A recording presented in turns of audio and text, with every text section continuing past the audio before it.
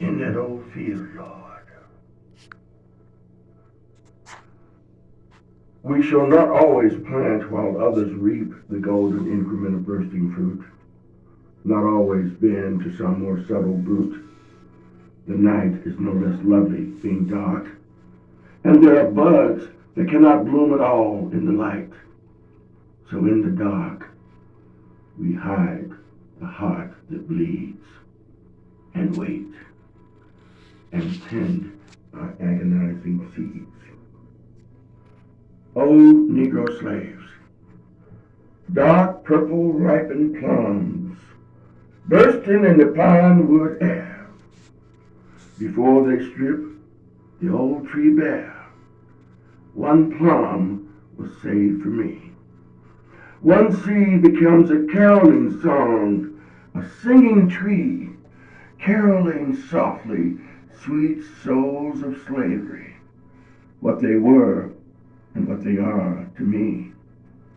Runs, falls, rises, stumbles on, and the hunters pursuing, and the hounds pursuing, and the rivers to cross. And when shall I reach that somewhere morning? Many thousands rise and go, many thousands crossing over. And before I'll be a slave, I'll be buried in my grave and go home to my Lord and be free. I'm bound for the freedom land. Yes, I'm freedom bound. And yet, I do not know the power of my hand. I do not know the mighty power of my black hand. I sit slumped in the conviction that I am powerless, tolerate ceilings that make me bend. My godly mind stoops, my ambition is crippled. I do not know the mighty power of my black hand. I see the power over my life and death in another man's hands. And sometimes I shake my woolly head and wonder, Lord, have mercy. What would it be like to be free?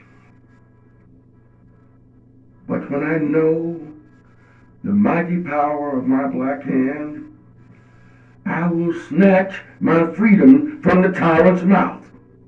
Sing the miracle of freedom with all the force of my lungs. Christian my black land with exuberant creation, root submission and dependence from the soil of my soul, and pitch the monument of slavery from my back when I know the mighty power of my black hand.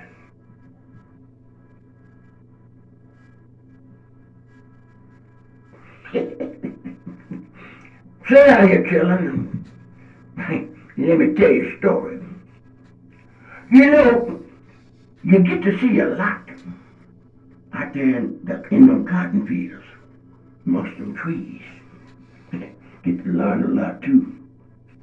One thing I learned a long time ago is that where you want to go ain't never where you happen to be. That's what you call a prolific statement. Take me for example. The Lord knows I wasn't meant to be working in nobody's cotton fields. Always figured I should have been one of them inventors or something. Because Lord knows I had to invent my way out of some things in life. I think most black folks have. But you know, what I really want to be was an old Southern Baptist preacher. Because Lord knows I got the spirit in me.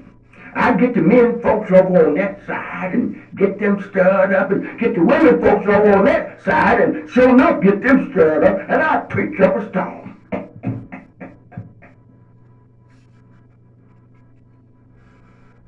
Fourscore and 7 years ago, our fathers brought forth on this continent a new nation, conceived in liberty and dedicated to the proposition that all men are created equal. Now we are engaged in a great civil war, testing whether that nation or any nation so conceived and so dedicated can long endure. We're now met on a battlefield of that war.